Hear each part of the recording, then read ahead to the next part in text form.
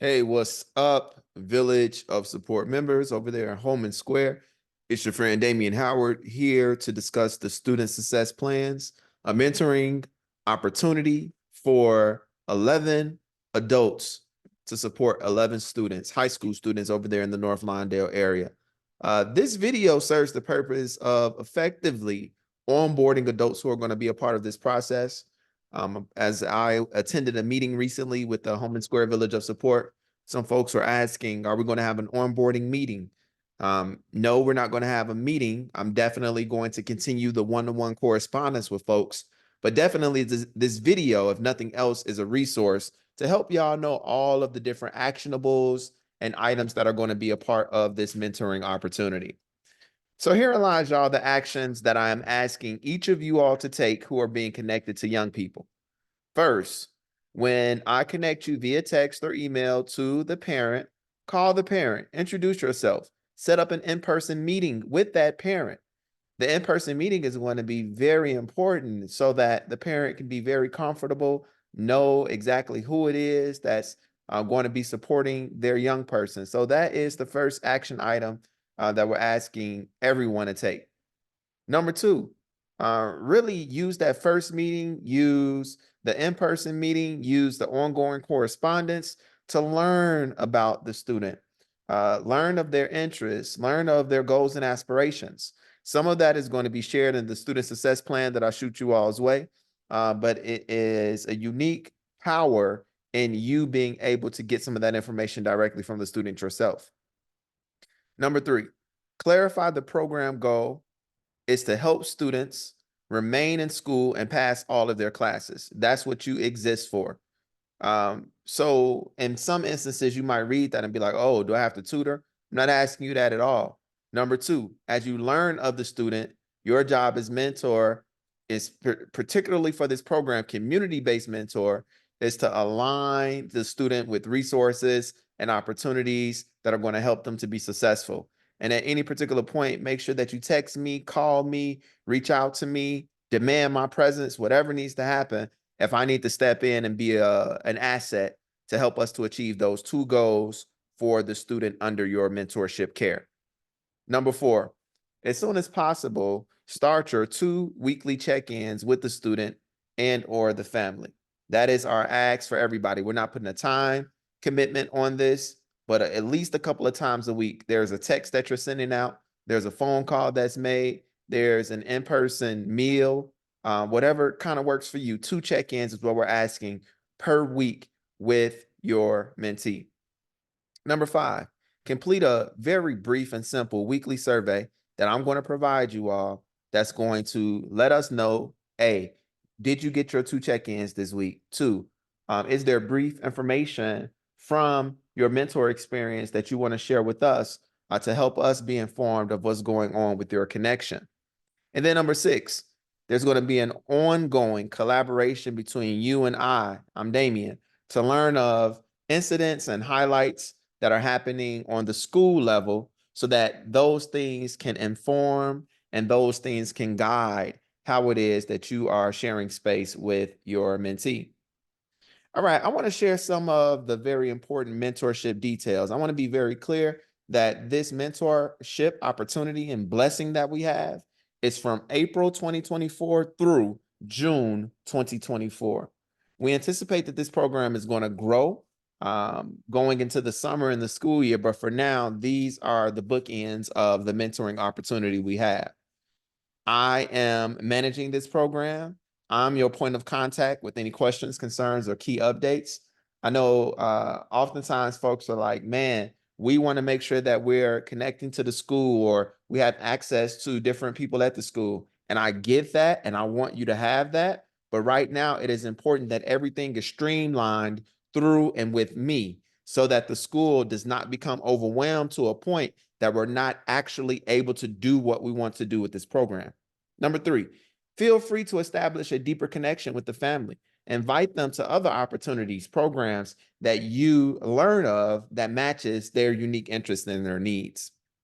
Number 4, student success plans, and I'll show you all an example and copy of this in a moment, are going to be shared with you for the students that you serve. Number 5, remember those weekly surveys? Those are to be completed once a week. Number 6, student personal information must be protected at all costs.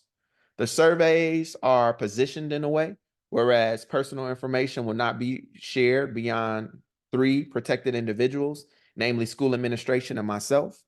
And it is just very important that anything that's being shared with you all is not shared beyond yourself. It is of the utmost importance that we are very aggressively protecting all student data and information. And then number 7, it's very important for you to be yourself. There's a lot of nuances concerning who these kids are, what's going on in their lives that you won't be able to relate to, that I can't relate to, that even their parents oftentimes can't connect to. And that's okay.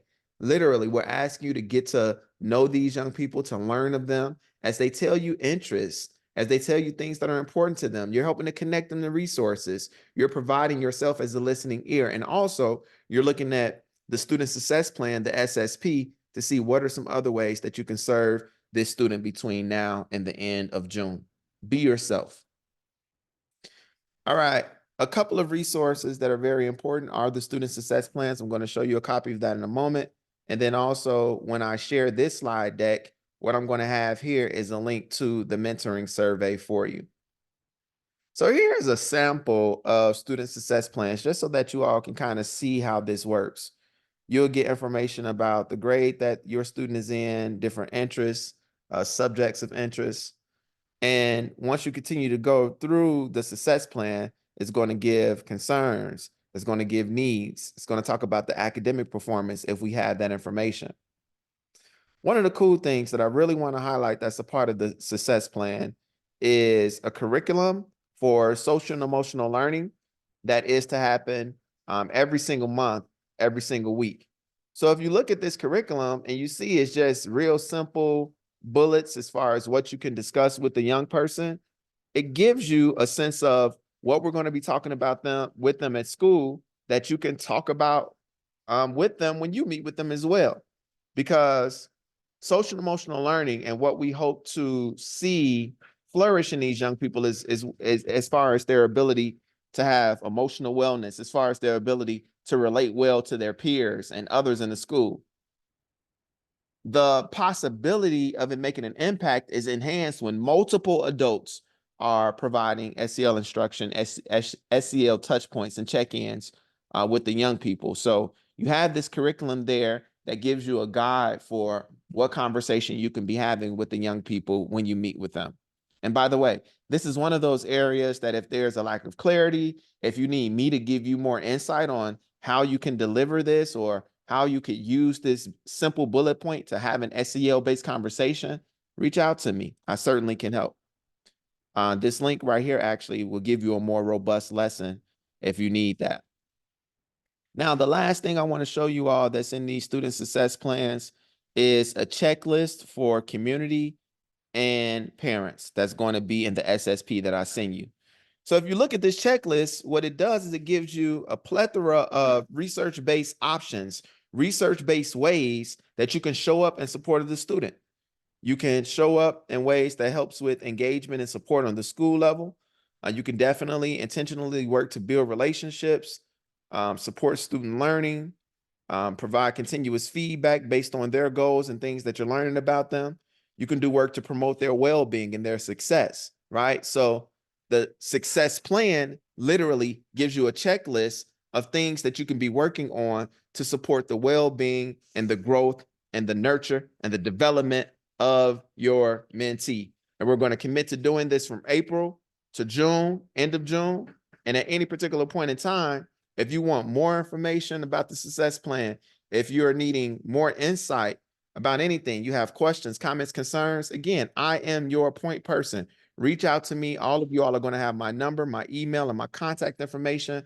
And you know, for you all, I'm going to make myself available. So please don't hesitate to reach out. This has effectively been your onboarding opportunity for our 2024 mentorship experience. Again, I'm Damian Howard with Together Chicago, also a part of the Home and Square Village of Support. I am super excited about this opportunity because this opportunity is going to serve us in a way that we now have a model for this type of work that we're going to be doing at DRW, at North Lawndale, at some of the elementary schools. So let's get this going. Let's hit this in a very strong and committed way. And I promise you all, the results from this is going to serve us in a tremendous way. All right. Have a good one. Goodbye.